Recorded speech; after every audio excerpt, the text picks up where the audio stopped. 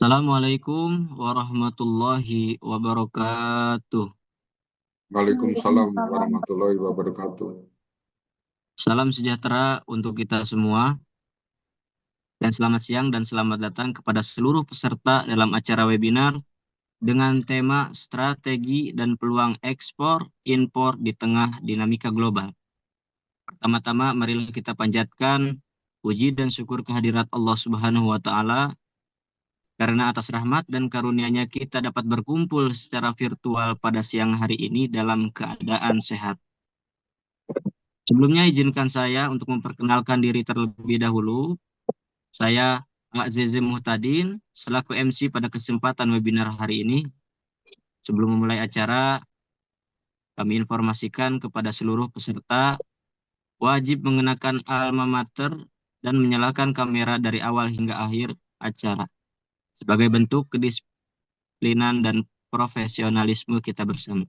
Dan saya hormati kepada dosen pengampu mata kuliah Ekonomi Internasional, Pak Kiri. Saya hormati kepada narasumber kita yang akan memberikan beberapa pengajarannya pada hari ini. Dan tak lupa kepada teman-teman semua yang alhamdulillah sudah bisa hadir pada acara webinar kali ini. Webinar ini bertujuan untuk menambah wawasan kita terkait dunia ekspor impor yang sangat penting di era globalisasi saat ini. Mari kita ikuti seluruh rangkaian acara dengan penuh antusias. Untuk pembuka, marilah kita bersama-sama mengucapkan basmalah.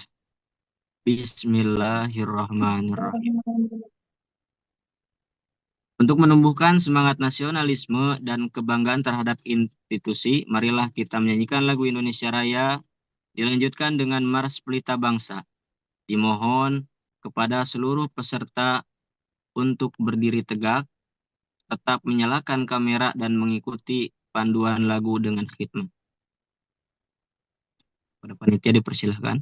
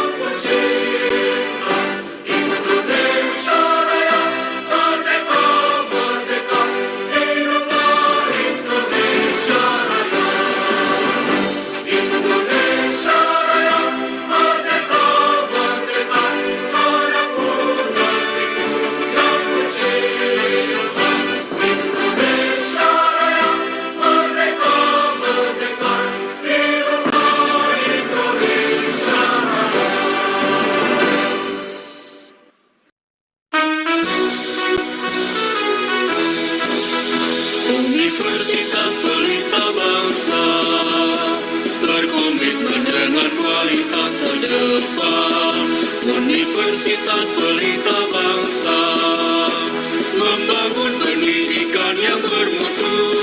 Universitas Pelita Bangsa memberikan pelayanan yang terbaik, megah dan terpercaya untuk membentuk karakter juara, terus maju dan terus berprestasi. Universitas Pelita Bangsa tetap semangat dan terus berjuang, bersatu membangun Indonesia.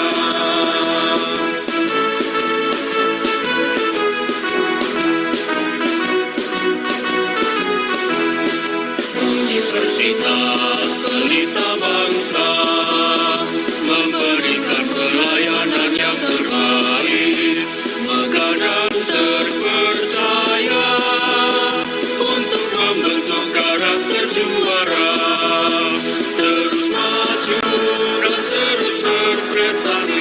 Universitas Pelita Bangsa tetap semangat dan terus berjuang, bersatu membangun Indonesia, bersatu membangun Indonesia.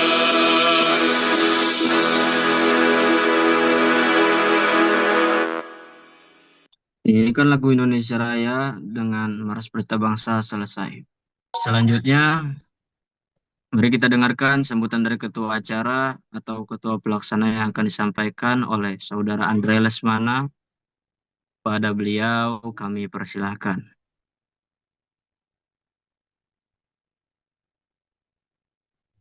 Assalamualaikum warahmatullahi wabarakatuh. Waalaikumsalam warahmatullahi wabarakatuh. Terima kasih kepada Kak Ananda sebagai narasumber dan Pak Giri sebagai dosen pengampu mata kuliah internasional. Dan alhamdulillah pada hari ini Kak Ananda dapat beri materi untuk kita dipelajari hari ini. Mungkin itu saja yang dapat saya sampaikan.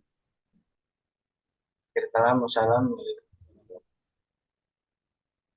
Terima kasih kepada ketua pelaksana Saudara Andre telah memberikan sambutannya. Berikutnya kita akan mendengarkan sambutan dari dosen pengampu mata kuliah yang juga menjadi pembimbing kita dalam kegiatan ini, kepada Bapak Giri Nur Priyadi STPMM. Segala hormat kami persilahkan. Assalamualaikum warahmatullahi wabarakatuh. Waalaikumsalam warahmatullahi wabarakatuh. Pada hari ini, pada kesempatan yang berbahagia, pada penyelenggaraan mata kuliah Ekonomi Internasional pada semester genap 2024-2025, sebagai suatu kebiasaan setelah dilakukan dimulai dari 1 tahun yang lalu ya, kita udah menyelenggarakan perkuliahan itu juga dalam 1 semester itu disertai dengan penyelenggaraan webinar pakar. Jadi harapannya dari penyelenggaraan webinar pakar ini dapat membantu mahasiswa untuk dapat memberikan wawasan keterkaitan antara dan juga relevansi antara pokok perkuliahan dengan sesuatu yang dipraktekkan di masyarakat atau di beberapa perusahaan atau bahkan di badan usaha milik negara, baik itu di eksekutif, demikian juga kalau sampai nanti sampai di legislatif gitu ya. Dengan demikian pada penyelenggaraan hari ini kita mengharapkan semuanya dapat terselenggara dengan lancar, dan tidak lupa kami ucapkan terima kasih kepada pembicara ya, webinar, dan juga dengan ketua panitia dan juga dengan Master of Ceremony pada acara hari ini. Juga tidak lupa terima kasih atas kehadiran semua mahasiswa yang datang hari ini untuk mengikuti acara webinar pakar yang merupakan acara yang selalu dilakukan setiap melakukan perkuliahan, yang ambil 1 sesi setiap semester. Wassalamualaikum warahmatullahi wabarakatuh. Waalaikumsalam warahmatullahi wabarakatuh. Terima kasih pada dosen pengampu, dosen pembimbing kami, sambutannya. Baik, hadirin sekalian, tibalah kita pada inti acara, yaitu pemaparan materi acara ini akan dipandu oleh moderator kita yang sangat luar biasa, Kak Devina Agustin. Kepada moderator kami persilahkan. Baik, terima kasih kepada MC yang telah membuka acara dengan sangat baik.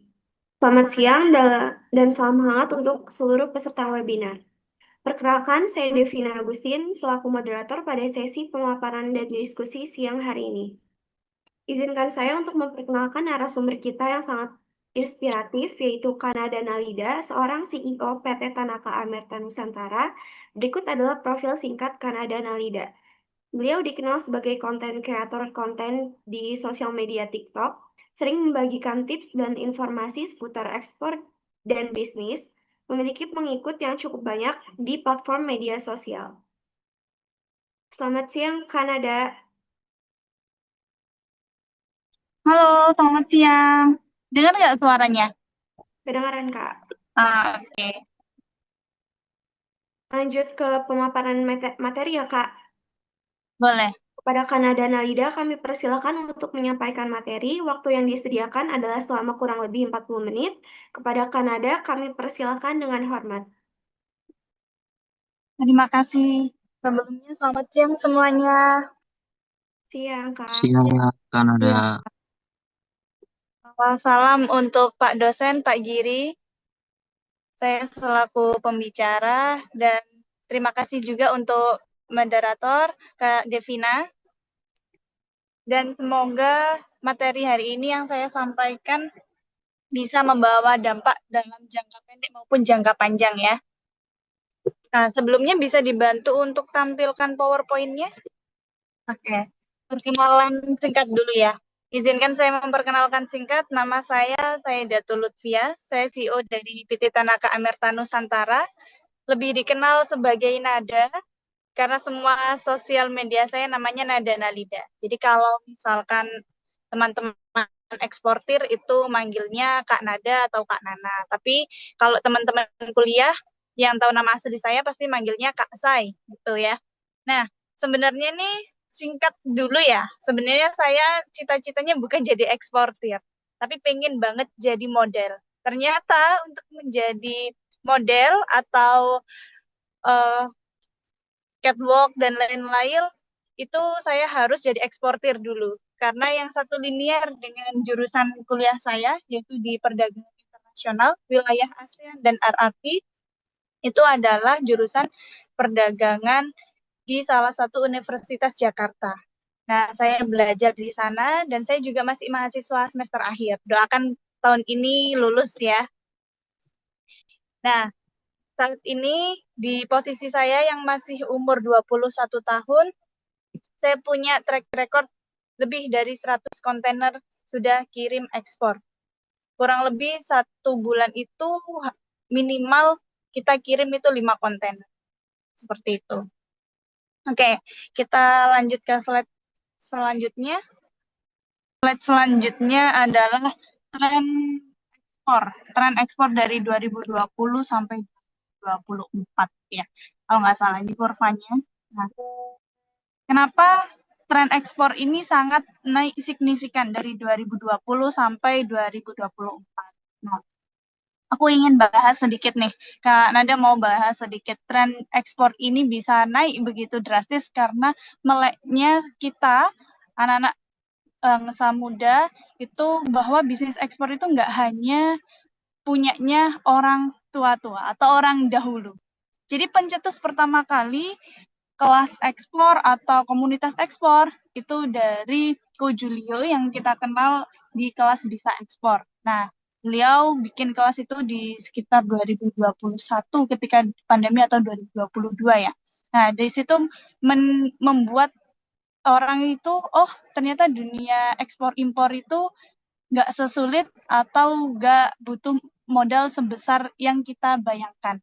Nah, disitulah terbukanya pasar-pasar internasional dan kemudahan-kemudahan juga dukungan dari negara bahwa kebijakan-kebijakan ekspor itu nggak lagi serumit-rumit yang dahulu.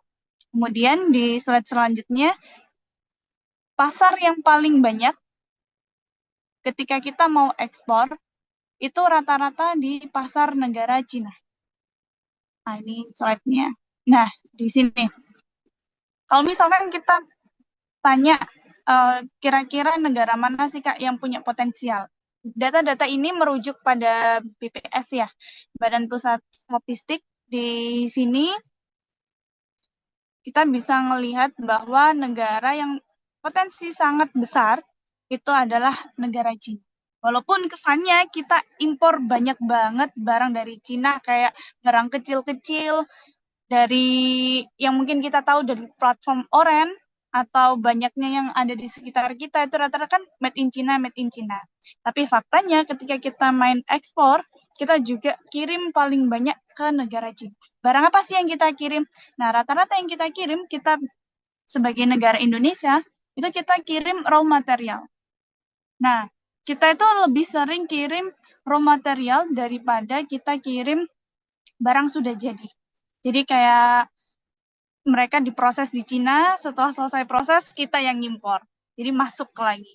Seperti itu. Itu negara pertama. Kalau misalkan kita ngomong ekspor ke negara mana, kebanyakan ke Cina. Setelah itu disusul oleh Amerika Serikat, India, Jepang, dan Malaysia. Sebenarnya kalau kita ngomongin negara India dan sekitarnya kayak Bangladesh, itu mereka impor dari kita itu rata-rata adalah rempah-rempah kita. Jadi rempah-rempah kita kayak jahe, cengkeh, dan lain-lain. Karena mereka basicnya, makanan mereka itu diolah sama atau banyak rasa rempah-rempahnya itu kuat banget. Nah, jadi kalau tanya, Kak, ke Cina itu rata-rata apa sih yang diekspor barangnya? Ke Cina rata-rata yang diekspor itu raw material, lebih banyak lagi di produk seafood. Itu ke Cina. Terus kalau ke Amerika Serikat, pasar yang sering banyak diekspor ke Amerika Serikat itu apa? Jawabannya adalah mereka kayak tekstil atau kerajinan. Jadi furniture, terus yang home decor, dan lain-lain seperti itu kita kirimnya ke Amerika Serikat. Rata-rata banyaknya. Kalau India, Bangladesh itu di rempah-rempah. Jepang itu terkenal dengan makanan-makanan seafoodnya, olahan-olahan tunanya. Nah, kita ekspornya juga ke Jepang. Karena Indonesia itu banyak lautnya. Jadi, kalau misalkan ngobrol tentang Jepang, pasti yang kita ingat pertama kali adalah, ini pasti sashimi. Seperti itu. Jadi, pasarnya itu ke Jepang. Terus, negara-negara tetangga seperti Malaysia, Singapura, itu juga salah satu potensial negara yang bisa kita kirim barangnya atau kita bisa ekspor ke Malaysia. Seperti itu. Lalu di slide selanjutnya,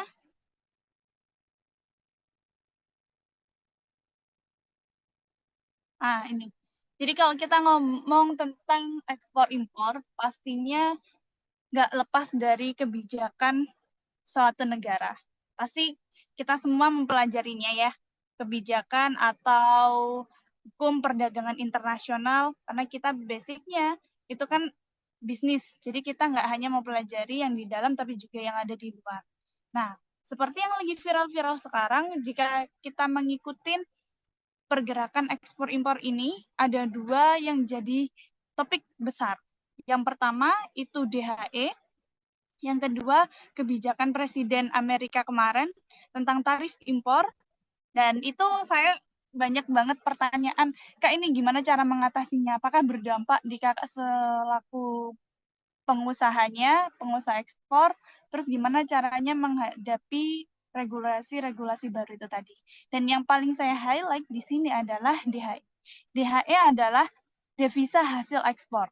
Yang dimana devisa hasil ekspor ini sebelumnya itu hanya ditahan 30%, kemudian direvisi pada tahun 2025, 100% DHE, devisa hasil ekspor, SDA wajib disimpan di dalam negeri selama 12 bulan. Yang sebelumnya cuma 30% disimpan hanya 6 bulan, kemudian kebijakan baru. Nah, DHE ini gimana, Kak? DHE ini apa permasalahannya? Terus kita sebagai pelaku yang memulai ini takut nih kena DHE.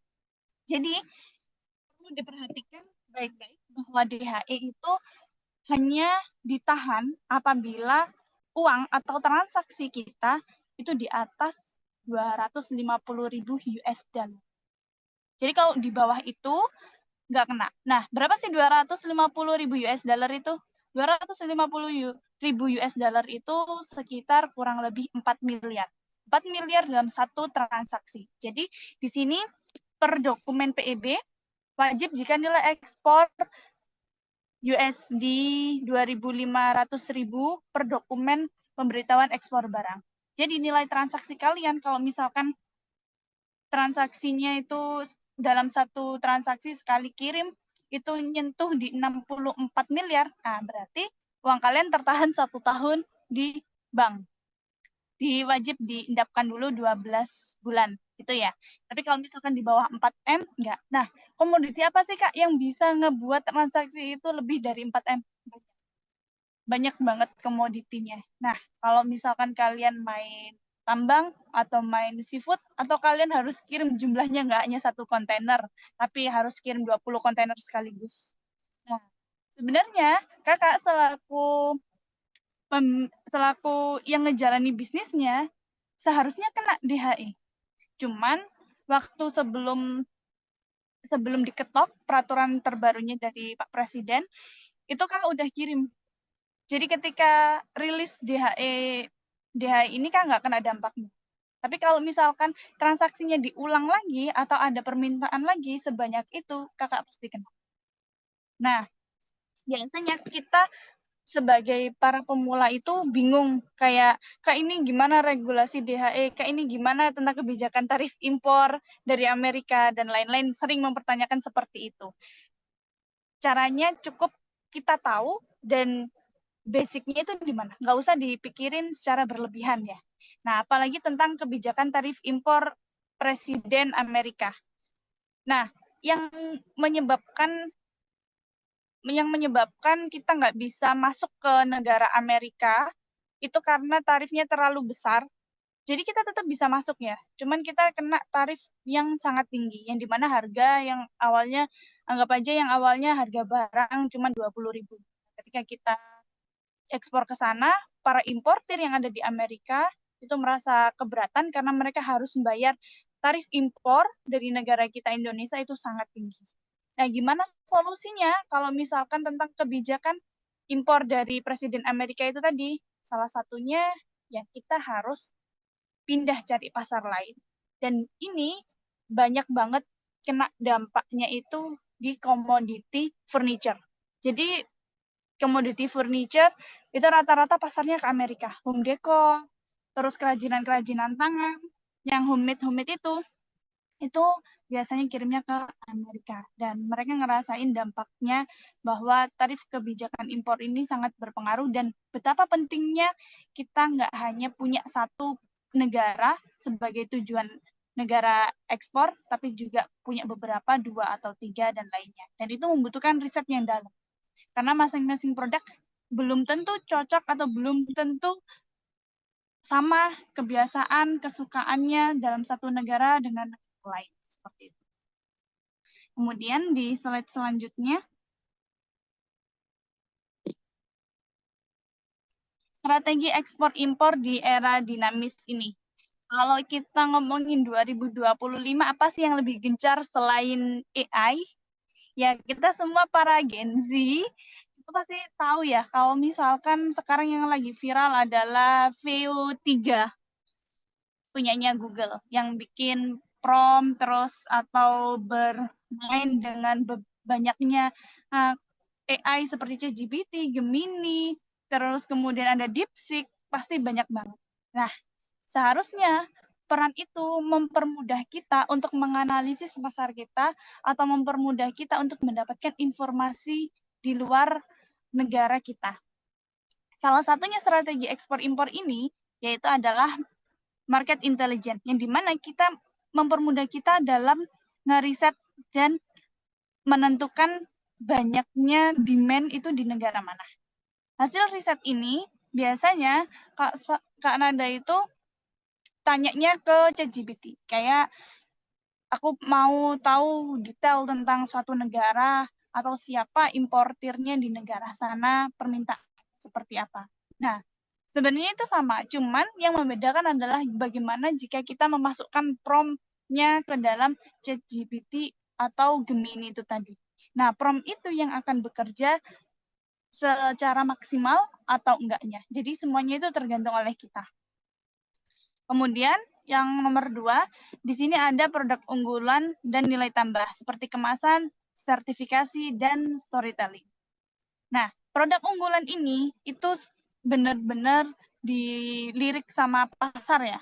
Apalagi yang punya desain-desain yang sangat inovatif. Seperti misalkan kita sama-sama jualan susu bubuk.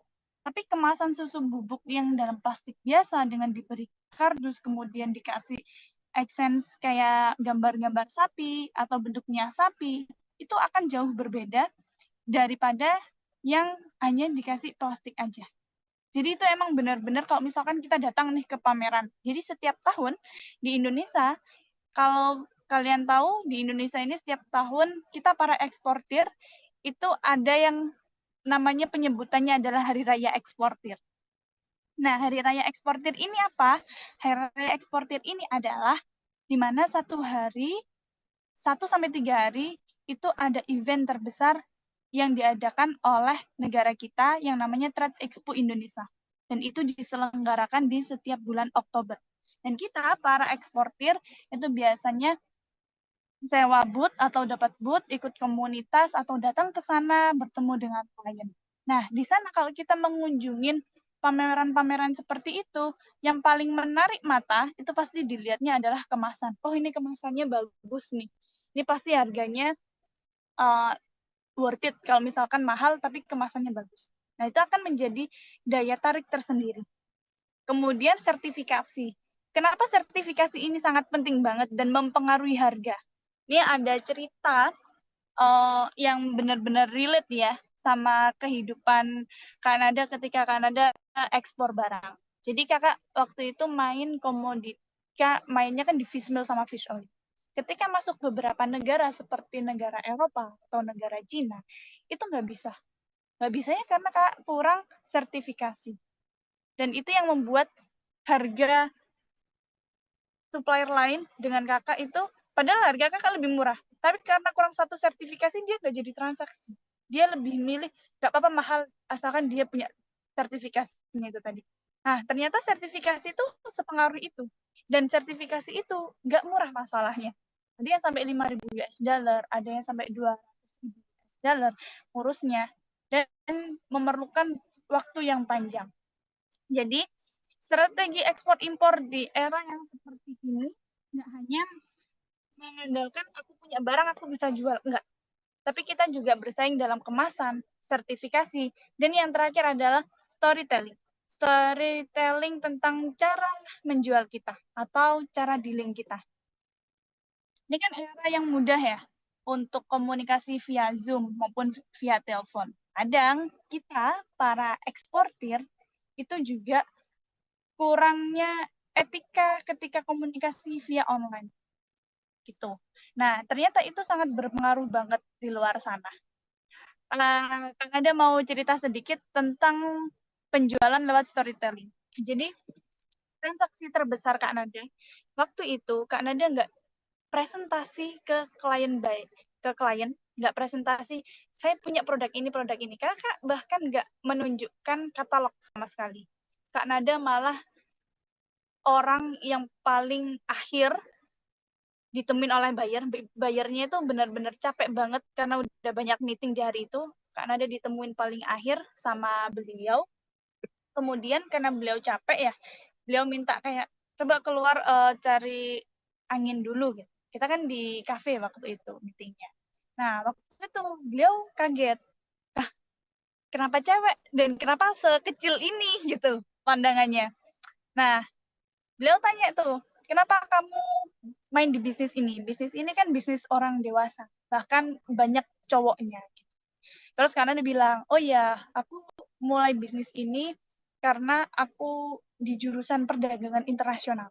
Aku ingin mengembangkan pengetahuanku secara real. Aku ingin langsung beraktivitas atau langsung terjun ke dunianya. Dan itu, posisi saat itu, Kak Nada masih semester 2. Dan ternyata, dengan storytelling seperti itu aja, ngebuat dia yakin, oke, aku akan transaksi di Indonesia dan semuanya kamu yang ngurus.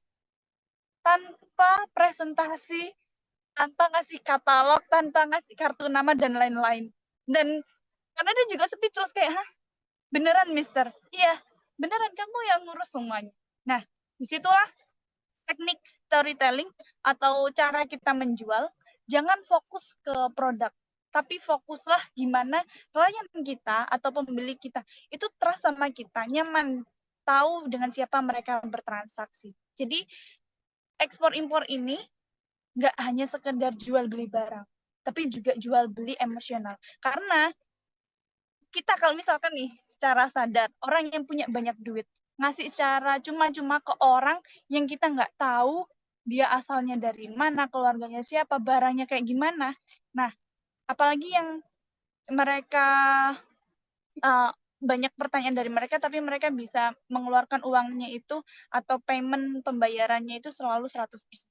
Dan itulah yang ngebuat perbedaan eksportir dengan eksportir lainnya. Jadi seberapa kuat dan seberapa fokusnya dia di dunia ekspor dan mempresentasikan ke calon buyer. Banyak soalnya data-data buyer yang dijual di luar sana, bahkan 10.000 juga ada. Ada yang cuma 100.000, ada yang bisa berlangganan sampai 500.000. Sebanyak data itu, presentasenya itu berapa sih dengan dealingnya? Dari 500 buyer, itu apakah ada 1-2 yang berhasil deal?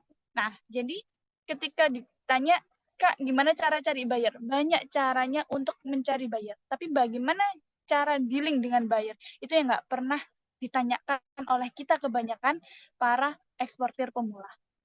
Oke, lanjut di nomor 3, di sini ada digitalisasi. Digitalisasi ini seperti market B2B, e-commerce, atau social selling.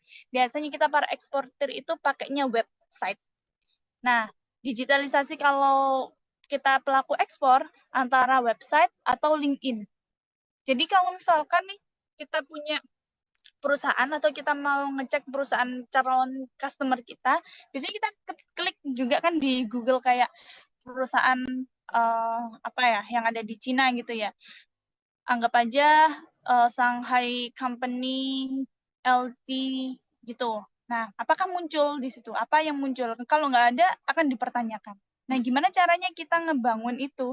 Nah, kita bisa ngebangun LinkedIn kita, kemudian website kita. Dari situ akhirnya kita trusted, oh, ya ini beneran ada perusahaannya, ini ada websitenya.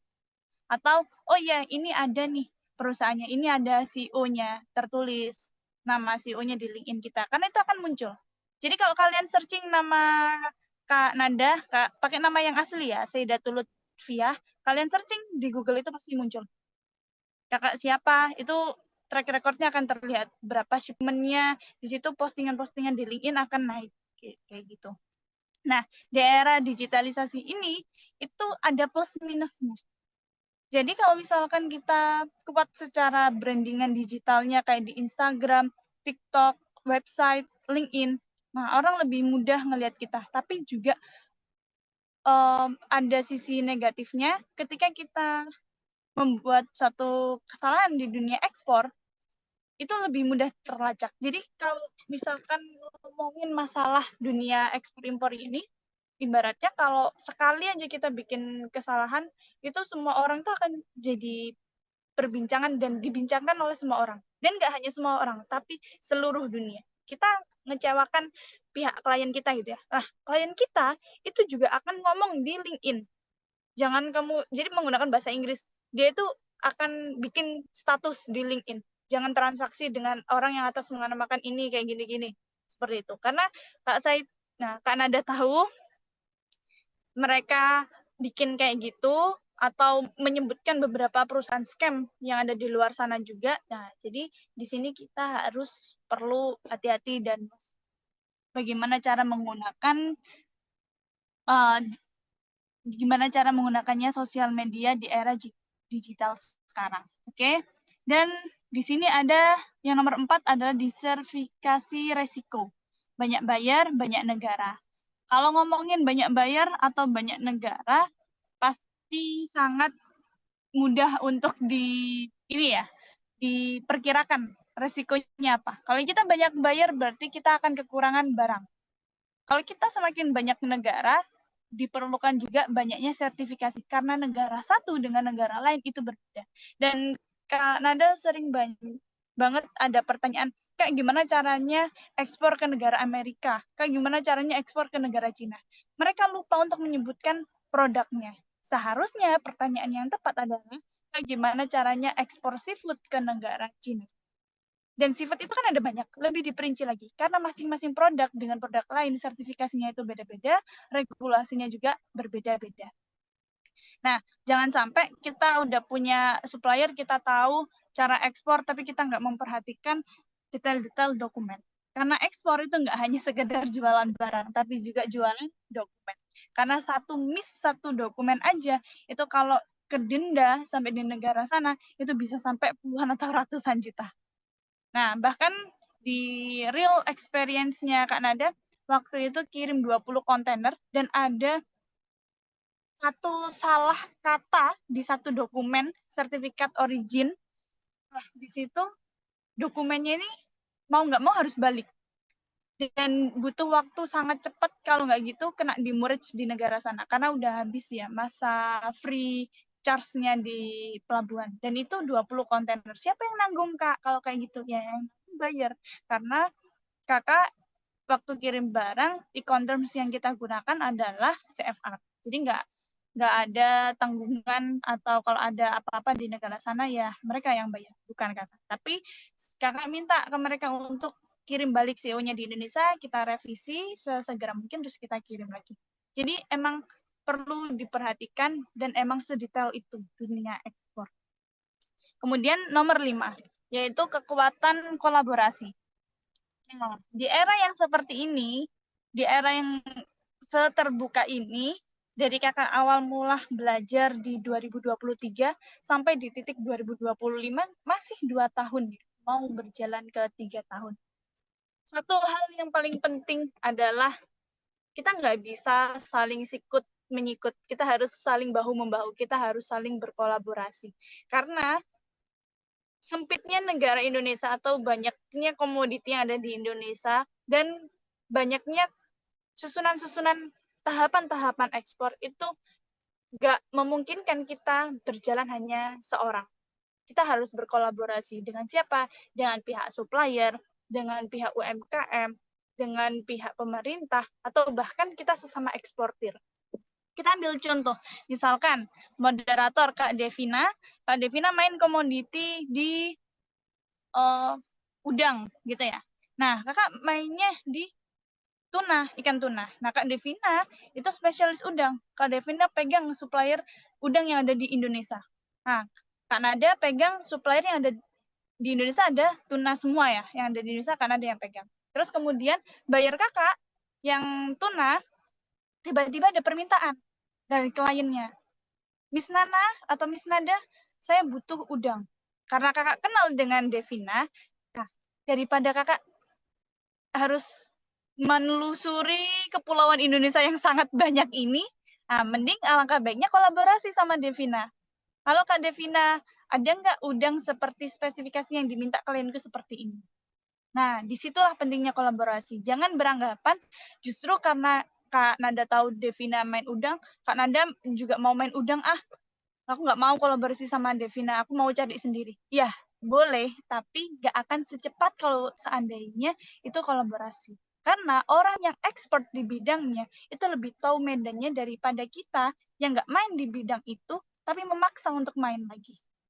Jadi jangan dikira untuk menjadi palu gada. Palu gada itu istilah di dunia ekspor ya. Apa yang lu mau, gua ada. Itu istilah palu gada.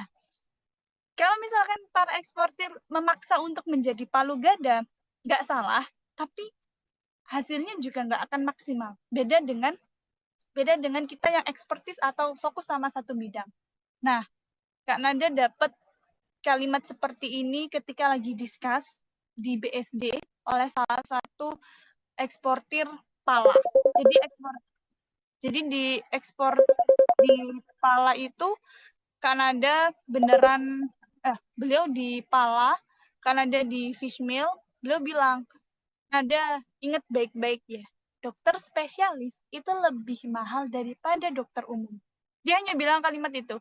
Tapi Kak Nada tahu maksudnya. Kalau misalkan kita diminta untuk fokus satu komoditi, didalemin, bahkan sampai orang debat atau buyer ngomong atau kita mau ditipu, kita tahu kalau produk kita itu yang kita mau seperti ini atau harga produk ini itu aslinya seberapa, seperti itu.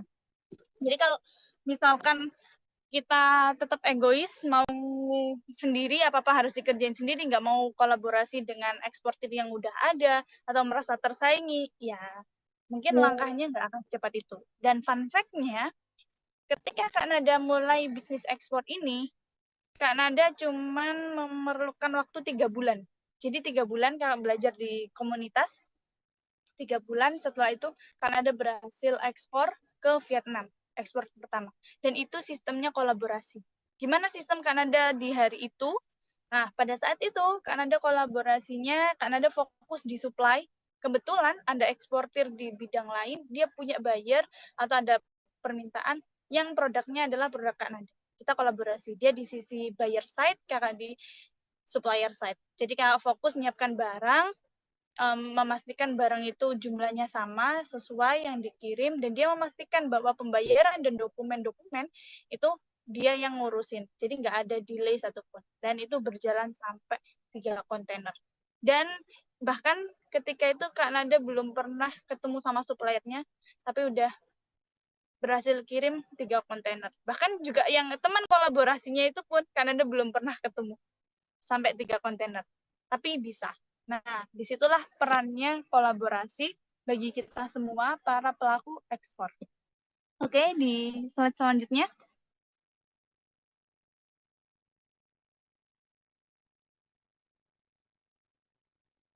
Oke, peluang nyata untuk anak muda. Yang pertama, peran digital. Terus yang kedua ada membangun bisnis ekspor berbasis komunitas. Yang ketiga, potensi produk lokal Indonesia. Dan keempat, program pendukung ke ekspor coaching ya, coaching ekspor.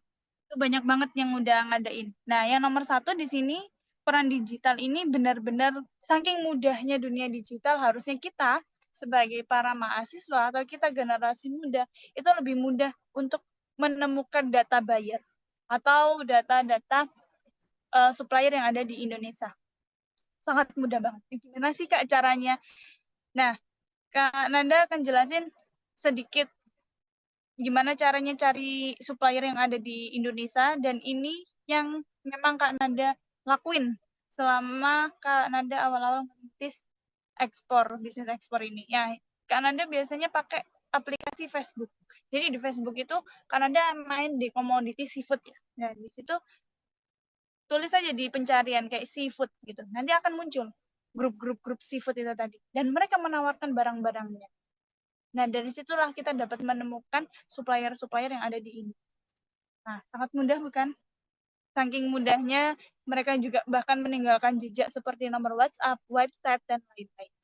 Dan kita bisa menghubungin itu tadi. Terus yang nomor 2, di sini ada bangun bisnis ekspor berbasis komunitas. Nah, kita biasanya sebagai eksportir bingung atau takut untuk memulai bisnis yang uangnya nggak 10.000, 20.000, 100.000, 200.000, tapi puluhan juta, ratusan juta, bahkan miliaran.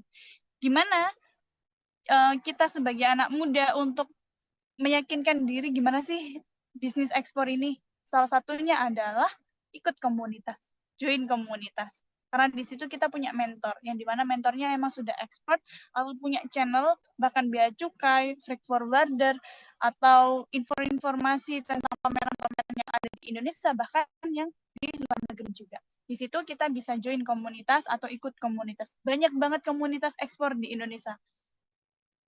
Salah satunya yang terbesar ada di Indonesia Export Channel, bisa ekspor, atau yang lain. Banyak banget, dan kalian bisa nemuinnya itu di TikTok. Kayak di TikTok, ketika di TikTok kalian tulis saja kelas ekspor, itu akan muncul mereka semua itu. Nah, seperti itu.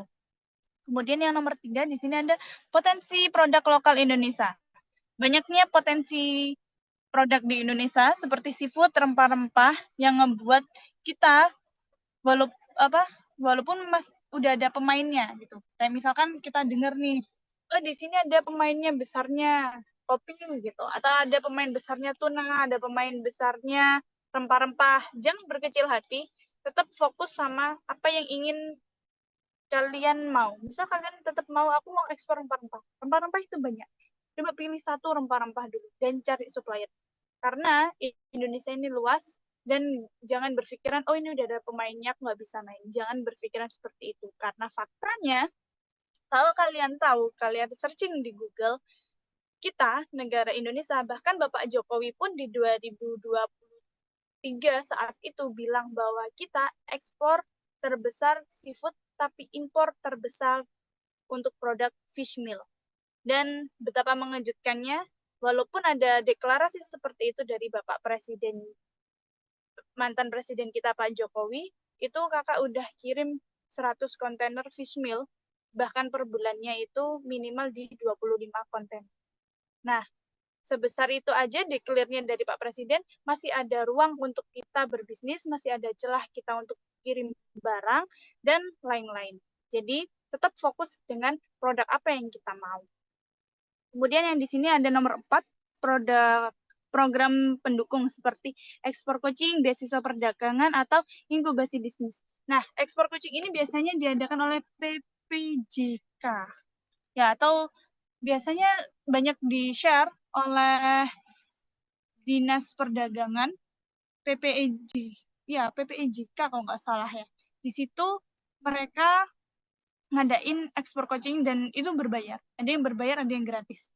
Jadi di sini kelas ekspor pun juga ada yang gratis, ada yang berbayar. Nah, aku sarankan, Kak Nanda sarankan kalau memang mau fokus di bisnis ekspor, seluruh sosial media kita itu followers yang kita ikut atau kita nge-follow mereka-mereka yang memang main di bidang itu.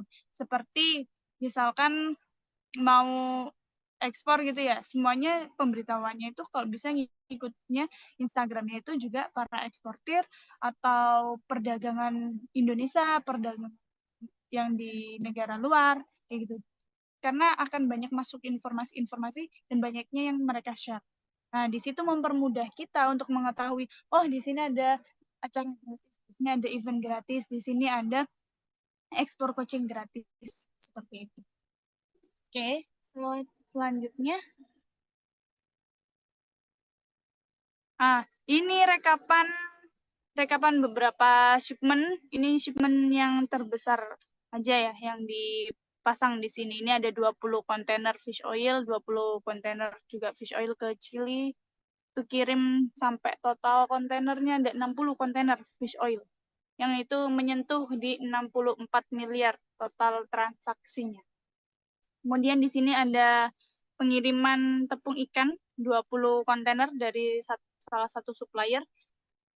Nah, di sini kenapa diabadikan seperti ini? Kayak kalau kalian lihat konten-kontennya para eksportir itu, kenapa sih mereka bawa banner dan lain-lain kayak gitu? Nah, ini sebagai portofolio. Portofolio ini biasanya kita presentasikan ke klien kita atau calon klien kita. Kalau kita pernah kirim ke negara ini. Jadi tanpa menunjukkan dokumen kayak bill of lading dan lain-lain, kita bisa menunjukkan banner ini tadi. Dan kebetulan saat itu kan ada lagi magang.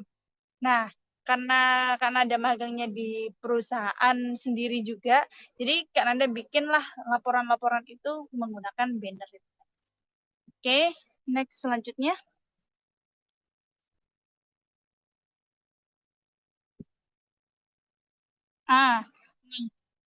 Kalau Kak Nanda bisa mulai ekspor sejak mahasiswa, tentunya kita semua bisa.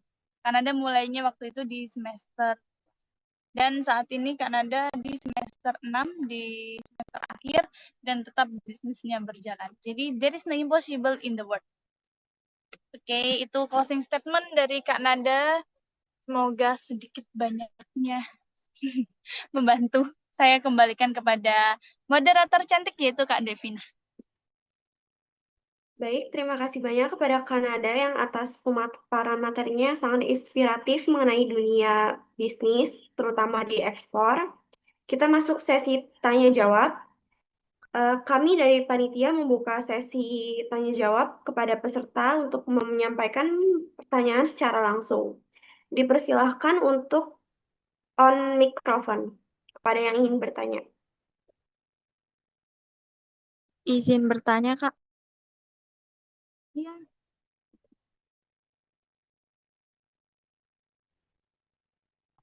Sebelumnya, perkenalkan saya Rasma Debi.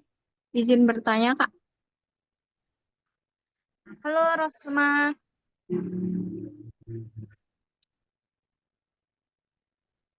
Kanada, apa sih langkah awal membangun bisnis ekspor berbasis komunitas bagi mahasiswa seperti yang tadi sudah dijelaskan sama Kanada? Terima kasih. Oke. Langsung dijawab aja ya ini. Boleh, Kak? Iya, Kak. Oke. Jadi langkah awal gimana bisnis dengan apa peran komunitas mungkin ya lebih tepatnya untuk langkah awal kita menjadi eksportir. Jadi peran komunitas di sini sangat besar banget. Jujur aja, walaupun sebanyak apapun transaksi yang Kanada punya, Kanada tetap butuh yang namanya mentor. Nah, di sini mentor itu nggak hanya yang udah kirim beberapa kontainer, tapi mereka juga yang punya koneksi kuat atau yang membentengin kita atau bahkan yang mencarikan kita solusi ketika transaksi kita terjadi suatu masalah. Nah, real case yang Kak Nada punya, Kanada ada kirim ke Georgia, kirim tepung ikan ke Georgia, ke Turki sebenarnya, tapi via Georgia, portnya di negara Georgia sana. Dan itu ada kendala yang dimana mengakibatkan dua kontainer itu kembali ke Indonesia. Nah, di situ kakak nggak ada tempat diskus lagi. Siapa yang Kak Nada diskusin atau Kak Nada keluhin apa ini yang seharusnya Kak Nada lakuin selain ke mentor. Nah, itulah fungsinya perannya komunitas ekspor. Dan benar-benar kita harus mencari komunitas ekspor yang dimana dia mampu atau memumpuni dengan trouble-trouble kita. Jadi, misalkan kayak kita mau kirim barang ke negara Cina, kita nggak punya sertifikat yang namanya GACC. Kita bisa tanya ke mentor kita, Pak, ada nggak kenalan freight forwarder yang punya sertifikasi GACC? Nah, disitulah kenapa komunitas ekspor itu dibuat atau bahkan mentor itu bisa menjawab hampir ya seluruh mentor ekspor itu bisa menjawab persoalan dari kita para membernya.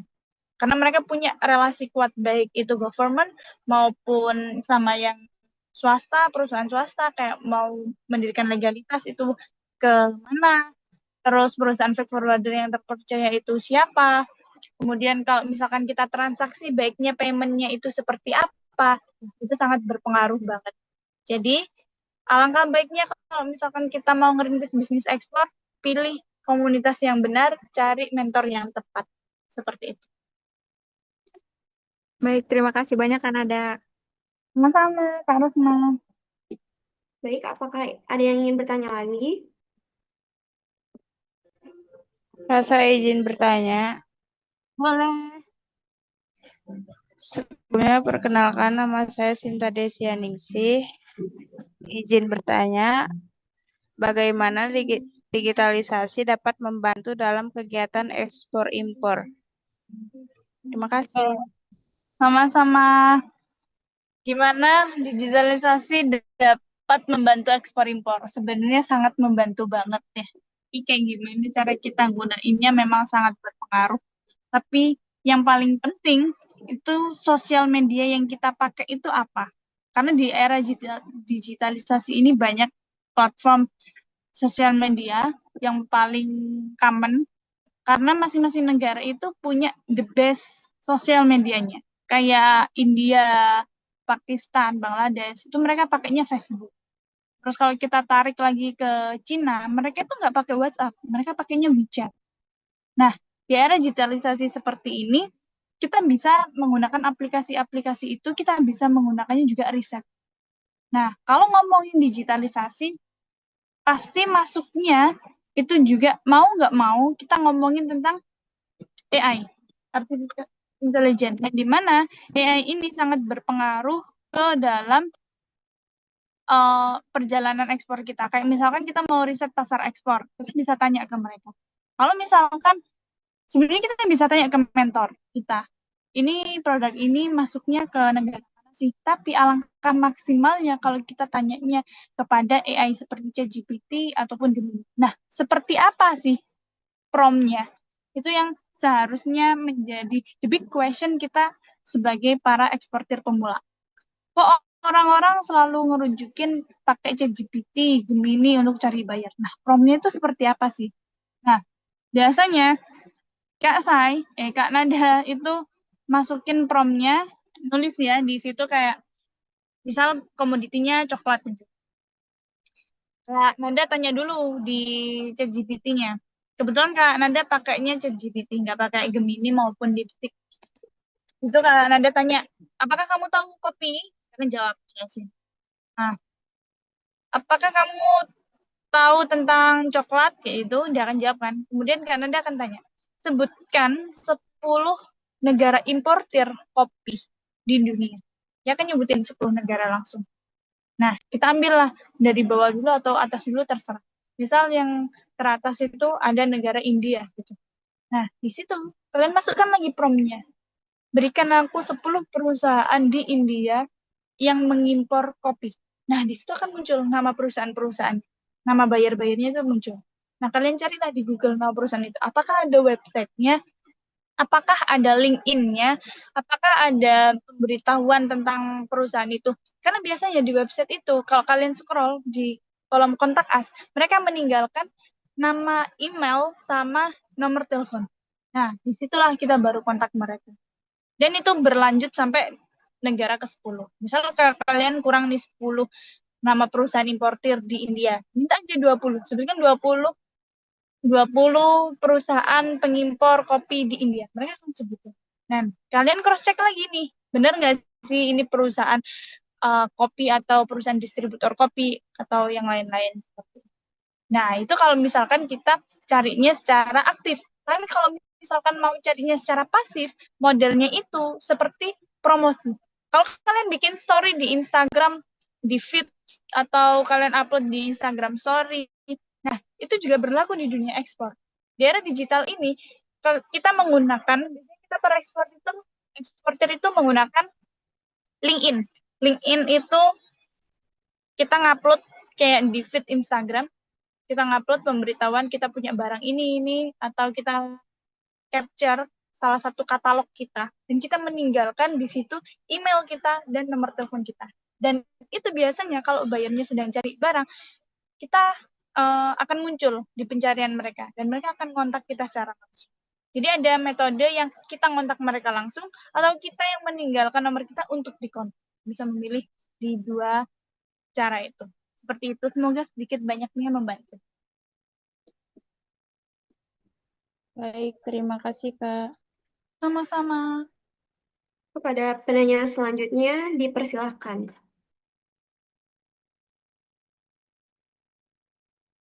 Kak, izin bertanya. Sebelumnya, Ya. perkenalkan nama saya Sabrina Malakiano. Saya izin bertanya, dari berbagai produk lokal seperti seafood, rempah, kopi, itu mana yang paling mudah diakses oleh mahasiswa ya untuk memulai ekspornya? Oke, makasih Sabrina, karena ini pertanyaan yang sangat jenius banget. Sebenarnya kalau perbandingannya antara seafood atau kopi yang maksudnya pertanian atau rempah-rempah, untuk kita sebagai mahasiswa alangkah lebih mudahnya jika kita main di komoditi rempah-rempah. Kenapa? Karena nggak banyak sertifikasi itu tadi. Beda ya dengan seafood. Seafood itu banyak banget sertifikasinya. Entah itu catch certificate, dolphin safe, atau ada GACC, atau ada HACCP. Beda dengan pertanian. Kalau produk yang kita ekspor pertanian kayak kopi, terus coklat, dan lain-lain, cengkeh, lada, itu kita baru ngurus sertifikatnya itu ketika kita mau kirim barang atau kita mau ekspor. Kalau kita mainnya di seafood, kita harus punya sertifikat yang dimana itu harus kita punya gudang atau tempatnya, terus sertifikasi itu harus diperoleh sebelum kita kirim barang. Dan itu prosesnya nggak sehari 2 hari, beda dengan yang pertanian. Dan biasanya mudah mana? Ya mudah yang menggunakan kepengurusan dokumen ketika ekspor aja, seperti pertanian dan lain-lain. Tapi ada minusnya di situ. Minusnya apa? Kalau kita main di produk pertanian, yang kita tahu itu musiman ya. Kayak sekarang ini udah mau masuk musim jahe gajah. Akan banyak yang jual jahe gajah gitu. Udah nggak musim lagi nih cengkeh. Terus kemudian kita ada permintaan cengkeh. Kita kan sulit cari suppliernya dengan harga yang masuk atau harga yang murah. Nah, bedanya kalau di seafood, bisa dikategorikan, seafood itu ada model yang tambak. Kalau model tambak itu kan hampir tiap bulan ada. Atau kalau mereka massal atau mereka punya bulan-bulan mereka kapan ngambil barangnya, itu berbeda lagi case-nya. Tapi kalau seafoodnya yang dimainin itu adalah tuna, yang dimana tuna itu setiap hari itu bisa dikategorikan ada atau tiap bulannya itu ada dia. Nah, itu akan lebih mudah mainnya. Tapi biasanya kita kolaborasi sama pabrik-pabrik besar. Nah, kebetulan hari ini juga Kanada lagi ada di salah satu cold storage di Jawa Tengah di belakang ini, nggak kelihatan ya, karena by background. Di belakang ini Kanada lagi visit di salah satu supplier seafood yang ada di Jawa Tengah. Nah, Kanada nggak cari barangnya langsung ke nelayan, tapi Kanada kolaborasi sama pengepul besar atau yang punya cold storage. Jadi Kanada cuma kontrol cold storage itu tadi untuk make sure bahwa barang yang Kak Nada mau dan kuantiti yang Kak Nada butuhkan itu sesuai. Jadi kita nggak cari sendiri kayak gitu. Jadi kalau ditanya berarti mana seafood sama pertanian, Kanada akan jawab pertanian. Karena sertifikasi dan regulasinya lebih mudah daripada yang lain. Semoga sedikit menjawab ya Kak Sabrina. Iya Kak, makasih ya Kak. Sama-sama.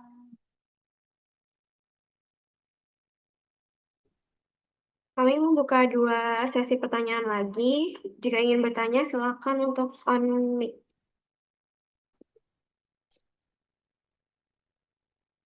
Sebelumnya perkenalkan, saya Dela Dewi Permata, izin bertanya. Iya. Apa sih Kak langkah awal membangun bisnis ekspor berbasis komunitas untuk mahasiswa? Ya, langkah awal izin jawab ya Kak Dela ya. Langkah awal memulai ekspor berbasis komunitas. Sebenarnya ada atau nggak adanya komunitas, kita itu harus fight diri kita sendiri. Jadi mau ikut atau nggak ikut komunitas, kita harus berjuang sendiri. Jadi ibaratnya komunitas ini adalah tameng kita. Perjalanan kita mendapatkan closingan satu kontainer pertama, itu benar-benar kemauan dan ikhtiar atau konsistennya diri kita. Bukan karena komunitasnya. Seandainya kita disuapin data buyer pun oleh komunitas kita dikasih privilege sebagus apapun komunitas kita, tapi kitanya sendiri nggak mau berjuang, beneran nggak mau untuk mempertahankan transaksi, mempertahankan kontrak, atau mencari bayarnya secara sungguh-sungguh atau nge-follow up data bayar yang udah dikasih oleh komunitas, ya kita nggak akan mencapai satu kontainer pertama. Tapi perannya komunitas itu sangat besar banget. Termasuk ketika kita ada kesulitan atau kesulitan modal maupun kesulitan suplai, nah mereka akan bantu. Biasanya para komunitas-komunitas ini mereka punya kerjasama tentang permodalan. Dan biasanya banyak banget kan pertanyaan dari kita para eksportir pemula itu kayak, Kak, modalnya dari mana? Kalau bayarnya ini pakai LC, letter of credit, siapa yang bayar? Aku nggak punya pendana, sedangkan aku nggak punya modal besar. Bahkan 1 juta pun untuk akomodasi visit ke supplier aku juga nggak punya. Nah, biasanya komunitas itu mereka ada kerjasama dengan perbankan atau dengan para investor untuk membiayai kita para eksportir pemula itu didanai ekspor kita. Seperti itu. Makasih Kak. Sama-sama. Perkenalkan nama saya Ahmad Ramdhani Kak, mau izin tanya boleh? Boleh. Kalau misalkan kita yang punya usaha UMKM mau diekspor itu caranya gimana ya Kak? Kalau boleh tahu komoditinya apa? UMKM ini barangnya apa? Menjual sebuah produk elektronik Kak? Elektronik. Iya. Elektroniknya apa?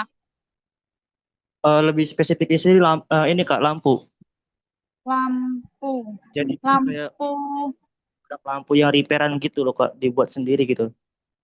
Oh, kayak ini kayak kerajinan gitu kah dibentuknya? Atau gimana? Iya. Iya Kak, kayak buat lampu bekas terus di servis jadi lampu nyala lagi gitu Kak. Kalau misalkan diekspor itu bisa nggak Kak kira-kira?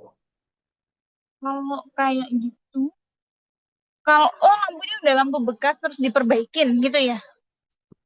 terus dijual lagi. Tapi kita lampunya itu bisa dibikin merek baru lagi gitu loh Kak. Kira-kira kapasitasnya kalau ada permintaan, ini ibaratnya Kak Ramdhani ini ya, suppliernya, Kanada bayarnya nih. Kalau Kanada ada permintaan satu kontainer yang di mana itu membutuhkan 3.000 box, apakah Kak Ramdhani punya barang sebanyak itu?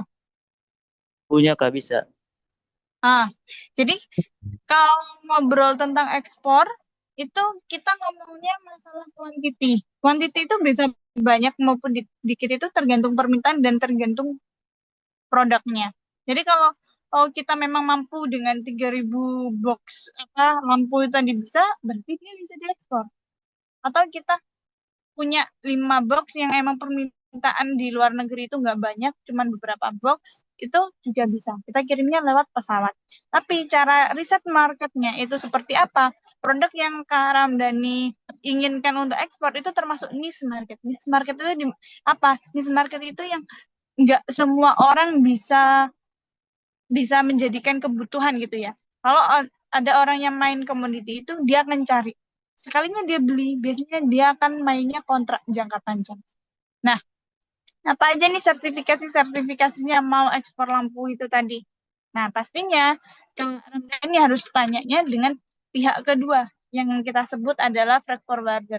Di situ Kak Ramdhani bisa tanya ke freight forwarder, Pak atau Om, saya mau ekspor lampu. Kira-kira kalau saya ekspor lampu ada permintaan dari klien di Singapura, itu dibutuhkannya sertifikasi apa aja. Nah, jadi nanti freight forwardernya akan konfirmasi, oh butuhnya dokumen ini aja, atau oh dokumennya nggak sulit, kayak gitu. Nah, jadi ketika kita mau menentukan produk, yang kita pikirkan pertama kali adalah sertifikasinya, kemudian target marketnya di mana. Karena itu sangat mempengaruhi banget ya nanti kelancaran dan kesuksesannya. Ngomong-ngomong masalah lampu yang udah rusak diperbaikin lagi aja bisa diekspor. Apalagi barang-barang bekas lainnya. Nah, kalau kita tahu barang-barang bekas lainnya itu seperti tutup botol, itu bisa diekspor. Botolnya sendiri pun yang bekas itu bisa diekspor. Karton yang bekas itu juga bisa diekspor. Jadi semua barang yang kita tahu atau kita lihat itu bisa diekspor. Asalkan ada permintaan atau ada pasarnya di luar sana. Nah, saking mudahnya dan banyaknya permintaan yang diekspor, bahkan limbah-limbah atau kalau kalian tahu daun mangga yang udah kering, nah itu juga ada pasarnya sendiri. Jadi, there is no impossible our commodity cannot be export. Jadi tetap dia bisa diekspor, apapun komoditinya. Cuman itu tadi kita butuh riset, butuh sertifikasi apa ke negara mana. Nah, kalau kayak gitu, kita nggak bisa nemuin buyer dengan metode yang Kak Nada bilang tadi di ChatGPT. Kita tanya importirnya lampu gitu, nggak bisa. Tapi kita harus aktif menawarkan barang kita lewat LinkedIn. Kayak aku punya lampu yang udah diperbaikin mereknya ini, atau aku punya lampu mereknya ini, bisa support ke perumahan di sana, atau bisa support di hotel sana, atau bisa support di kompleks negara sana, sebanyak berapa per bulannya. Kita bisa aktif lebih banyak menawarkan barang daripada mencari klien. Semoga sedikit banyaknya membantu ya jawabannya. Apakah ada pertanyaan lagi dari Kak Ramdhani? Kak, cukup, makasih Kak. Oke, sama-sama. Baik, terima kasih atas pertanyaan-pertanyaan yang luar biasa dan jawaban yang sangat informatif dari narasumber kita, Kanada. Akhirnya tibalah kita di penghujung sesi diskusi. Saya selaku moderator mengucapkan terima kasih atas perhatian dan partisipasinya. Saya kembalikan kepada MC untuk penutupan acara. Terima kasih.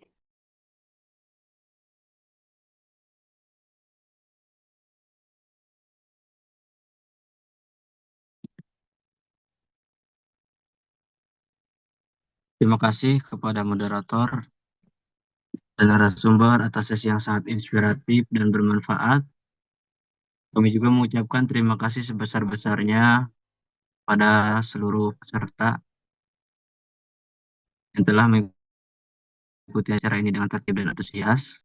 Kami ingatkan kembali agar peserta tetap menyalakan kamera hingga acara benar-benar selesai, karena sesi kali ini adalah dokumentasi. Diharap kepada seluruh peserta untuk on-camkan kameranya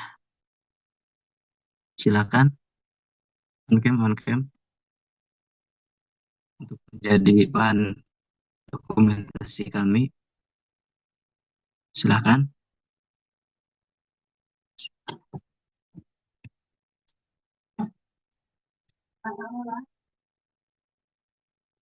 Siap-siap kepada panitia yang lain untuk mengambil.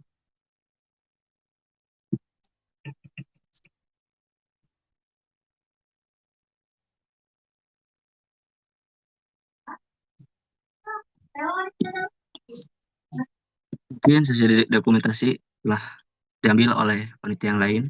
Semoga hari ini dan ilmu yang kita peroleh hari ini dapat membawa manfaat bagi pengembangan diri dan karir kita ke depannya.